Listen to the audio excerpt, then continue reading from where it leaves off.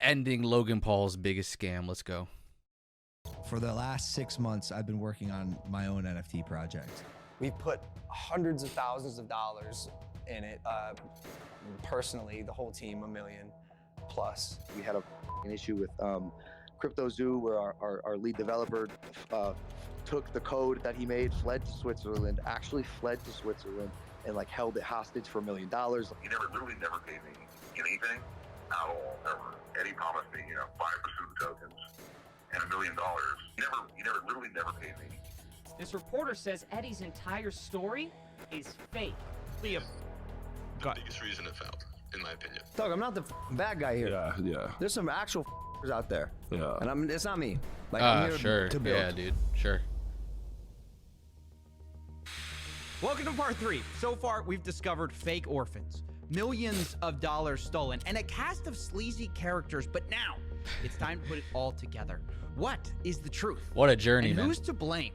We're going to start by going through Everyone. leaked They're text all to messages blame, of the man. CryptoZoo Fuck them all. team Throw them all in understand prison. all of their motivation. Then we'll go to blockchain evidence and show who sold what. And finally, we'll confront some of the people responsible.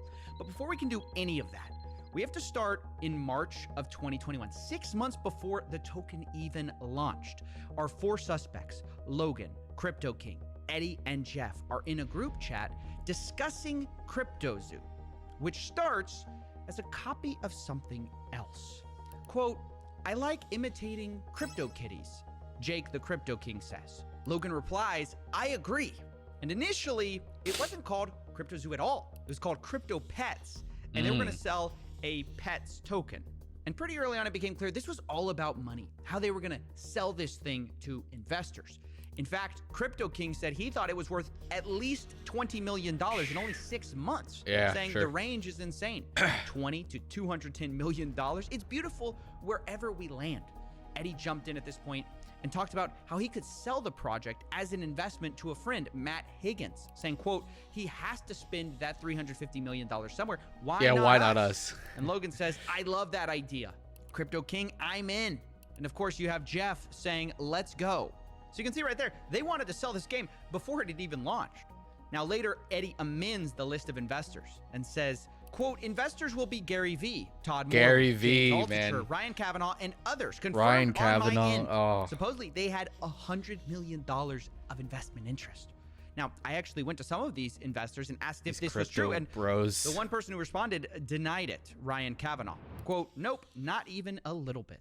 So this looks like it could be yet another lie from Eddie Ibanez, but either way, it looks like there was more issues than just finding investors, because the team wanted to pre-sell tokens, and not everyone was sure it would be legal. Jake the Crypto King mentions that, quote, if we have a pre-sale, it opens us up to SEC issues. And Jeff agrees and says, don't want to do anything that brings the SEC eyeballs. Now, not everyone wanted to be so cautious, though. Logan argues everyone does pre-sale with coins. Eddie agrees. He says, you absolutely can do it. I have the SEC down, private and pre-sale. Oh, God, and this honestly, guy. It was quite the dilemma for this team who wanted money. You know, do a pre-sale, make millions, but, you know, you have these potential legal issues. Don't do it, you make less money. So Crypto King comes up with a middle solution. He says, if we can't sell, no pre-sale. We can still trade them in the liquidity pool. And this is the start of a new disaster, which takes a bit of explaining. Now, just so we're clear, a pre-sale is where you sell investors coins, usually at a discount, before you've launched. And then when you launch, you give them those coins. Now, like I said, the team didn't want to do that. So what they did instead was they bought the tokens on the open market right after launch. But they tried to get clever with it because they didn't actually announce that they were launching this coin at all. They stealth launched it on June 11th and didn't announce this token through Logan until August 18th. Damn. Meaning they had all Like that 2 time months. to silently buy up as much of the supply at a steep discount as they wanted. And the idea here was that doing this, the team could get these tokens extremely cheaply, which is kind of like a pre-sale, but, you know, without all the SEC troubles. And Crypto King makes this clear on June 7th when he says, quote, launch of the liquidity pool is where huge money will be made because you get in cheaper. And then says, we, the team, begin buying out the liquidity pool. Once the team has exhausted funds for the liquidity pool buying, we send the contract address to friends, family, investors who want to be able to get in. So obviously the plan is we buy first, then we give it to our close friends and family, and then maybe the public eventually, right? And even the day before, Crypto King reminds everyone, quote, Zoo Day is tomorrow. I highly recommend everyone get a few $100 to a few $1,000s in Zoo when it goes live. It will likely 10 to 1,000x. So that was their plan. Rather than doing a pre-sale, they were going to do this stealth launch 10 to 1,000. Get tokens cheaply Big the range. same way, but without all the legal troubles. Or at least that was the plan. Because on stealth launch day, this is where things first started to go wrong for the team. At first, everything seemed to go normal. Someone The team leak it? Sat in a circle and literally bought it out as planned. But the next day, Crypto King says something odd. Quote, a bot is playing with our token. Kind of cool to watch them work. But he doesn't mention who this bot is. And he also says the asshole finished selling, but doesn't mention who that is. Now, Jeff, Logan's manager, replies upset. He says, how do we prevent someone doing what they just did again? We went from a $130 million to $26 million market cap in 2 hours. It's not cool to watch. Logan jumps in. Yeah, wait, how did that happen? And he also says, what asshole? How did anyone get this token except for us and none of us sold? And I think actually this is incredibly suspicious because the implication of what Logan's saying is, hey, we tried to scheme this really well. We tried to all buy this without letting anyone know. How did anyone else figure out we were buying it? Yeah. Right? And this is where a fight ensues that's going to become really interesting. Uh-oh, there's an Crypto imposter King among deflects the us. question by saying, my buyer pushed it back up to $40 million. And Logan says, no, bro, F your buyer. Explain to me what just happened and how there were 30 token holders. 30. And Jake tries to explain that this was just traders and bots happening to find the token. But Logan says only 5 of us knew about it. Jake says, well, many people chase volume and new tokens. And to some extent, he's kind of right. But Logan replies, cap. He doesn't believe it. Quote, I can't be the only one who thinks that's too incredibly convenient. Like someone was tipped off. And look, no one's more critical of Logan than me. But as I'm reading these texts, I was kind of like agreeing. Like, yeah, it does seem too nonchalant. Something's a little fishy, dude. When somebody's ruining your There's secret an plot, imposter you know what among I mean? us. Because Crypto King was acting very strange. He says, we created $40 million out of thin air. This is a success. Logan replies, this nonchalance worries me. F 40 million. It was at 120 million, which again, it's all about the money with these guys. But truth be told, I did agree that Crypto King's attitude seemed strange in these texts. Yeah, he's trying to downplay the situation. Traders are a thing. But it sounded like he didn't want anyone to look into it. So, naturally, I looked into it. And what I found surprised me because there were bots, but there's also unusual human activity during this time. So I tracked the 5 biggest buyers of this Zoo coin. And lo and behold, this is what I found. Logan was one of the biggest buyers, which is what you'd expect, but he wasn't the biggest. In fact, 2 of the biggest wallets seem to be associated with Crypto King himself. And here's where I paused. I said, wait a second. Why did this guy buy more Zoo tokens than Logan when this is mostly Logan's project? I thought Crypto King was a small part of this team. And so to get more info on this, I actually got access to an internal meeting note from the day of June 11th, which they called Zoo Day. And in it, we find actually some interesting information. We see that 5 founders bought in. They apparently were, quote, trading in circles until each person maxed out. But on the list of buyers and how much they spend are only 4 people. When we know 5 people bought. We have Danny, Logan's assistant which one was for 20K, Danny? Logan Paul for 100K, Oh, Jeff Logan's at assistant. 100K, and Eddie at 100K, but Where's Crypto King Jeff? is nowhere to be found. Oh, And yeah, yet, Jeff. on Oh, the he's right there, blockchain, mate. I have him Crypto putting King. in $200,000 worth. And this number, by the way, seemingly is confirmed in a conversation I had with Crypto King, where he said, my 200K investment. And the reason this is important is because it does imply that something shady was going on the day of the stealth launch. Because Crypto King had a relatively small role in this whole project. He was the advisor, but it wasn't that big of a deal. Like you can see from the internal meeting notes, they have a breakdown of who's getting what in terms of founder tokens. And like Logan Paul's getting 51%, Eddie's getting 30%, Jeff's getting 10%. Jake's only getting 5% of tokens, but he has the most of these like stealth launch tokens, which makes no sense.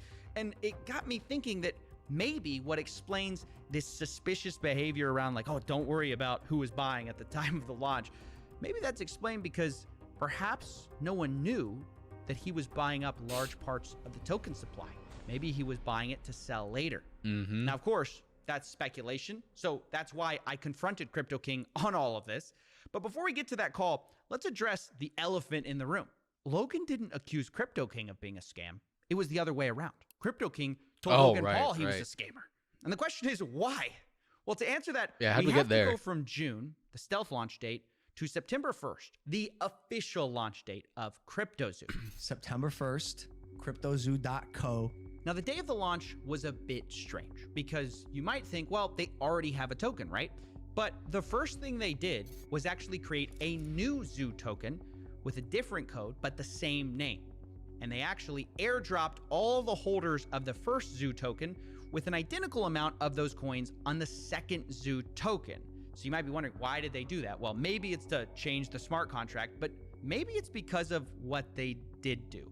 They blacklisted some of the holders. In other words, they didn't airdrop to everyone, including Jake the Crypto King.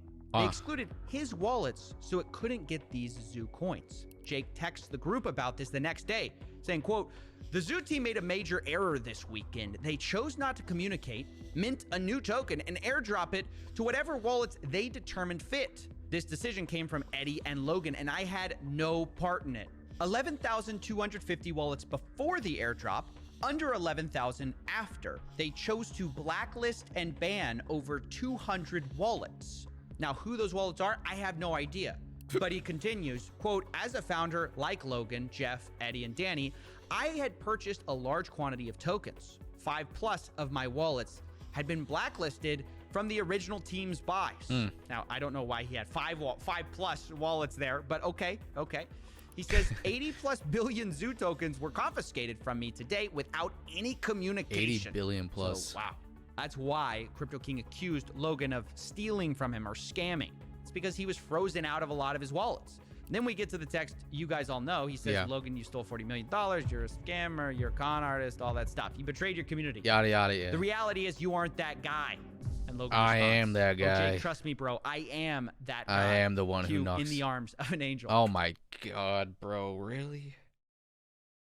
Oh, Logan, that is cringe. And look, I mean, what do we make of this? Well, I don't know. I can't root for either of these guys because it sounds like Logan stabbed him in the back, but it sounds like Crypto King may have stabbed him in the back in the first place, right? Because it does appear like he bought tokens that maybe everyone didn't know about. So I'm really not a fan of anyone in this situation. And by the way, this whole thing was structured so misleadingly from the beginning. I have to talk to you a bit about it because you might think that these tokens were the only tokens they had, but it's not even true. In the distribution section of Zoo's white paper, they say there's 2 trillion tokens, and a quarter of that are allocated to development, marketing, and founders. Those aren't even the tokens we're talking about right now, because they claim that those tokens were locked up for 6 months, and then afterwards, 10% was unlocked every month. And if that's true, there would be no reason for these funds to be blacklisted, right? Why would you blacklist something that would be locked up? And the answer is because, well, the founders had more than one set of tokens.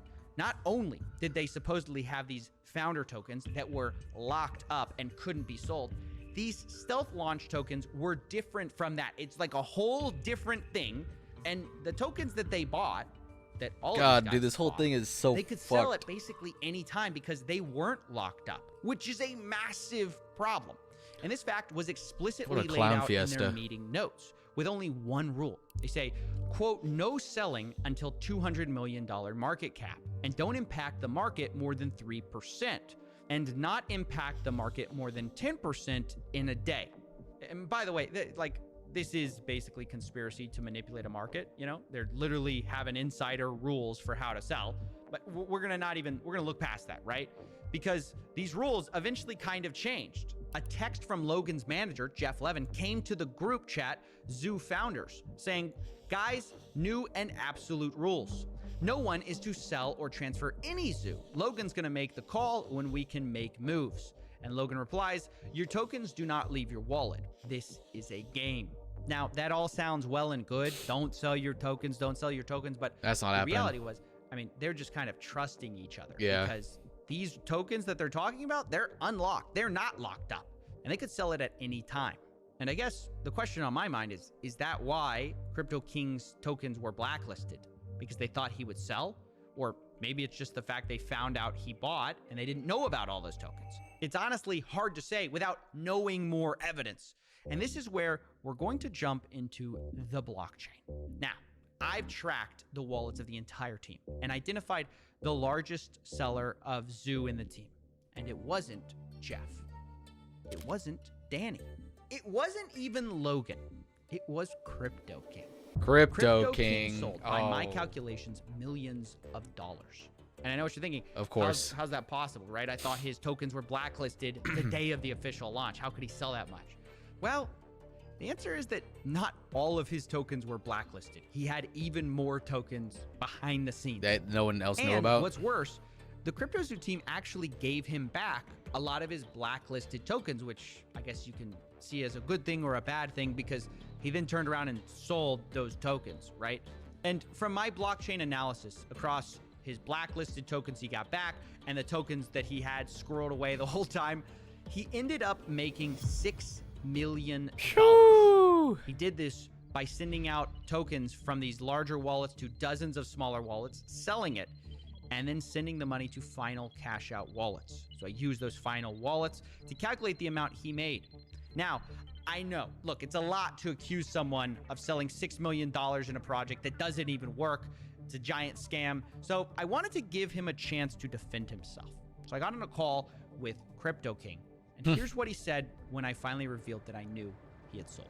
I knew your secret. Story. Yeah, I'll go on the record for you. And yes, I'm going to show you the text message that say we can sell at these ascending market caps. And literally, I'm going to 100%. It sounds like your biggest issue with me is that I sold. And if that's your biggest issue with me, that's the truth.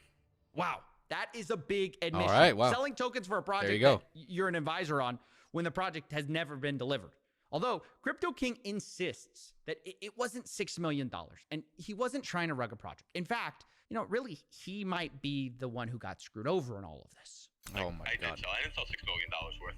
That's going to be other wallets, but that's probably not going to be able to be being able to be proven, except for them saying, can you send BNB to all these different wallets for me? Which that I'll be able to show you that I was giving BNB to the whole team. I will also be able to show you that I was a 5% holder of the Zoo tokens that I was promised to be given over the 3-month period, was never given. I can also show you that I was frozen out and was never given the 15 billion tokens back that I paid for in cash. So Okay. I'll show you all of those things on the record, and then you can also say that I did sell, which is also true. Yep. But as long as it's accompanied with he was a founder that was supposed to be given 5% of the project and was never given the token or paid, worked for almost a year on the project, as long as that goes in with it, then at least that tells my side of the story so people understand that it's not like I was trying to rug a project.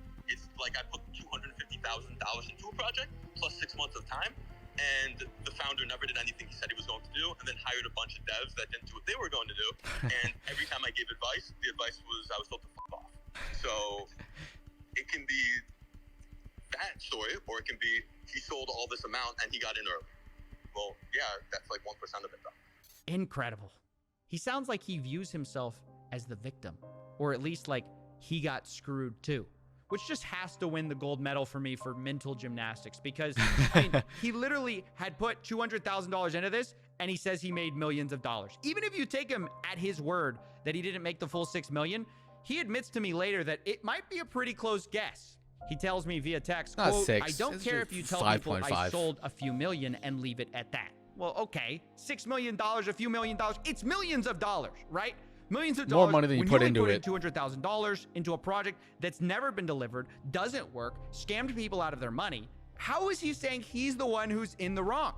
Well, in his view, what he did was not wrong. It might have been arguably unethical, but it wasn't illegal.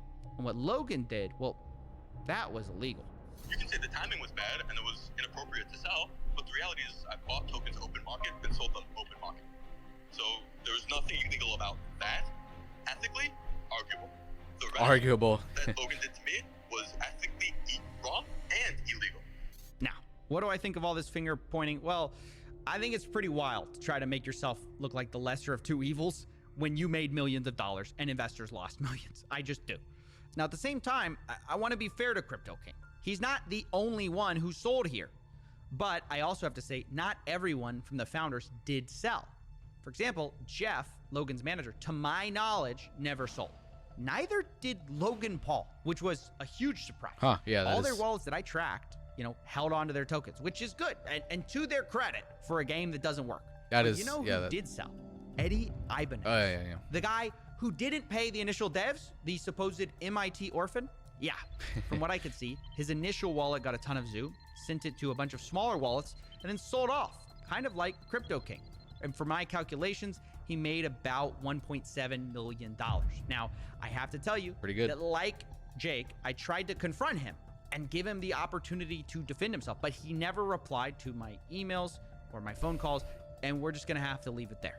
But we're not done with the money just yet, because we still need to talk about the eggs. Remember, we talked about how they profited from ZooCoin, but they also made millions from eggs.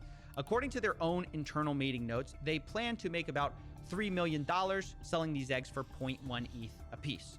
And that's not far from what I calculated they actually did make, which was about $2.5 million. In the meeting notes, they say they're gonna clear expenses and then do payouts. But pay out who? They don't say. And these expenses are referencing an earlier note suggesting Eddie and Logan had both spent $300,000 each, which I'll say is not $1 million, but okay, we'll give it to them, right? So they got paid back their $600,000, but where does the rest of the money go? Well, on the Ethereum side, there's one payout for $364,000 to one wallet and another $1 million to another. They both are Coinbase addresses, so we don't know who exactly that is, but clearly someone on the team made a lot of money from these NFT egg sales that do not work. And on the Binance Smart Chain side, where they also made money selling eggs, the Zoo that was spent was supposed to be set aside for 50% to be burned, which they did, but the other 50% was supposed to be allocated for wildlife charities and CryptoZoo development. Now, neither seems to have happened because all the money is in a wallet that the team still controls, so there are open questions about, where that money is going to go and where the Ethereum money went. Did it go to Jake? Did it go to Logan? Did it go to Jeff? Did it go to Eddie? We don't know. But what I know for sure is that no one was innocent, although there's certainly shades of guilt you can argue. There's about, levels because, of course, not innocence everyone and did guilt. sell. You could look at that as the most important thing. Logan Paul didn't levels sell. of guilt. Jeff, Logan's manager, didn't sell. But does that make them innocent? Well, I don't think so. Yeah. Because they never built a game they promised people. Logan Paul specifically got millions of dollars spent on this game on the promise of the technology that he never built, that his team never built. And he never addressed the failure except to blame his developers who weren't paid. And you could say he promised to work backwards to fix it, but then never did.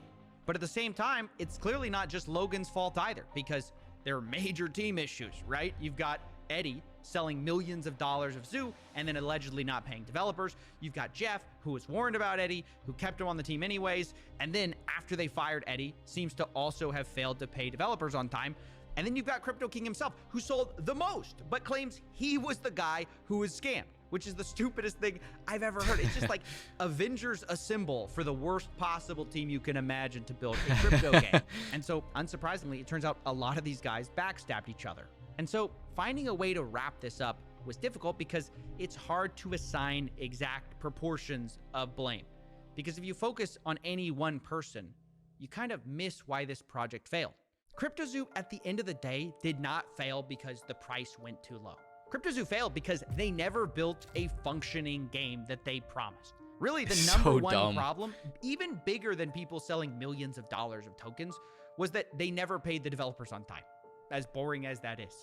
And as a result, the investors not only got rugged for millions of dollars, which is a problem, but they just didn't get the core thing they had bought from the beginning, which was not a crypto project, but something different. I'm excited to launch my game. You keep using and you just did it again. You keep using a word there. I'm surprised this guy wasn't in on it too. Game. You're not using like a project. It's a game. It's a game. It's a really fun game. Really that makes you fun. money. That's it. That to me is the biggest scam in all of this. Yes, it's a huge problem. People stole millions of dollars, but it's a symptom of the larger issue, which is people didn't actually care about the game or this, whatever you want to call it. They just cared about the money. And this is ultimately what happens when you have an influencer LARPing as a businessman. It's what happens when you have a liar LARPing as a developer. And it's what happens when you have a shady crypto guru LARPing as a crypto king. You end up with a mess. And in my personal opinion, a fraud as well. And now that this thing blew up in their faces, these four seem to be dodging accountability faster than SBF dodges calls with me. Because I have reached out to everyone involved. I've tried to get all of their statements on things. So far, no one has taken accountability or offered to refund the victims at all. They're all hiding, pretending these victims don't even exist. But And that they they're the do victims. exist. And throughout my investigations, they've been the heartbeat of this whole thing. So I decided to close this investigations in a bit of a unique way. Rather than me deciding who's to blame or me deciding what you should think, I want to give them the last word. Everyone's to blame. Logan, in the sense of his poor management, is his project. He still made these promises to people. I think everyone it is to blame, including Logan Paul, of course, because he was the one in charge of this, and he was responsible for all of this mess. Everybody has a big part and a massive cross to bear. Each one of them scammed the project in their own way, and then off to the sunset they went. It was his job to check the team, to make sure that everyone is working together, to make sure that he is giving the funds of the people that put it into his project under his name to people that he actually trusts. So in my opinion, if the team failed to perform, that's Logan Paul to blame. The community is destroyed. People is angry. They just want their money back. They just want their normal lives back. Reimburse those loyal fans that they have, or try to rebuild the project, actually deliver on the project. For those who are still holding their eggs, like I am, or for those holding the Zoo coins. So maybe they could just deliver what they promised, and that would give some redemption to this fiasco. I don't know about that, man. That's as bad, or almost as bad, as taking the money. It's the not coming out and just being a man about it. At least we deserve to know what was happening behind the scenes while we were waiting for almost a year and a half. The fact that we're hearing this information not from Logan Paul, but from pretty much an investigator, it really says a lot. What did this loss mean to me? It meant a lot. Not just personally, because I lost quite a lot of money. My kid and also my wife were invested. It was like telling a kid that Santa doesn't exist or something like that, because she really believed in all Zoo that coin game. She really isn't believed legit. in Logan Paul. Kids look up to that kind of people. So it was some kind of broken dream. My mum was invested. My sister was also Sorry, invested. kids. So, I mean, my daughter even Christmas had is a couple of cancelled. the eggs and animals, which the loss for them hurts the most, because obviously it's just not nice to see. For somebody to win, somebody has to lose. That's a gamble you take, whether you get into crypto or not. I got in knowing that I could lose, which is fine. That's on me. But I thought if I lost something, it would be because I sold at the wrong time, or the game didn't earn as much as I thought it would, and therefore my things weren't as valuable. But you never go into it thinking it's not something that they're going to just sell out from underneath you, because they could make so much more. But it if happens they all the actually delivered time, on man. What they said. Even if they delivered on close to what they said. It happens all the time, especially with these influencer projects. There was so much money in a game wallet. Ultimately, at the end, the way I see it is it was fraud. Logan could have put out the red flags, told people to stop investing more into it, because people were investing into this project until the very last minute, where the ship was still just sinking down the ocean, and people were still putting their cash into it. If I was on a Dumbasses, call with honestly, Logan dude. Paul, I'm sorry. I would ask him, where did his redemption arc go? I think he was on such a good streak going about his YouTube career and boxing as well. And it's sad to see that because of money, once again, we have degraded down to stealing from his viewers. The fans, What yeah, would I that's say to Logan not Paul cool. and his team if I could? Well, actually, I could, because I have an NFT from other project that gives me the right to see Logan Paul. Oh, really? To Wow. meet and greet with him, and I will actually use that right to tell him this story again, show him this video in front of me, and see how he reacts when he sees that my family, my whole family and my kid are affected with this situation, because I think that's not human.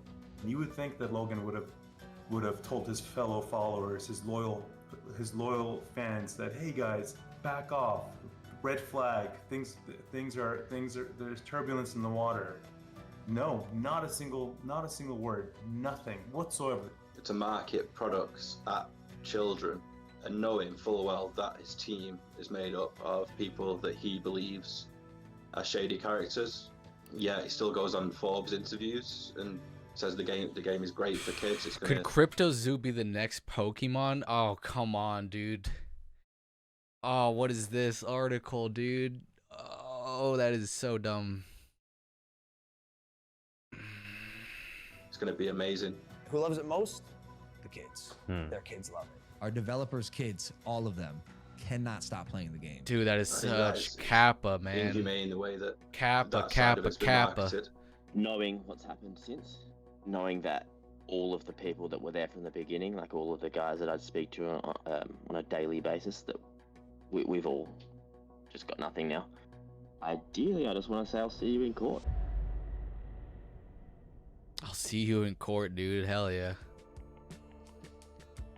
Dear Steve, there are certain legal issues around the company and its product that preclude us at present from answering any questions. It is our hope that these will be resolved shortly for everyone's satisfaction, and at that point, we will reach out to you.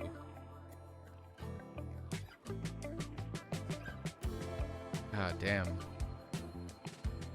What a shit show.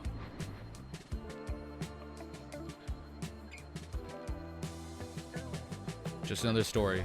What is this, some sort of Patreon thing? Yeah, it's like a Patreon thing. Yeah. Well, it's just another influencer scam to add to the books, baby. It's insane that you can scam people left and right like this, not end up in jail. Honestly, dude. Honestly. There is no honor among thieves. True that.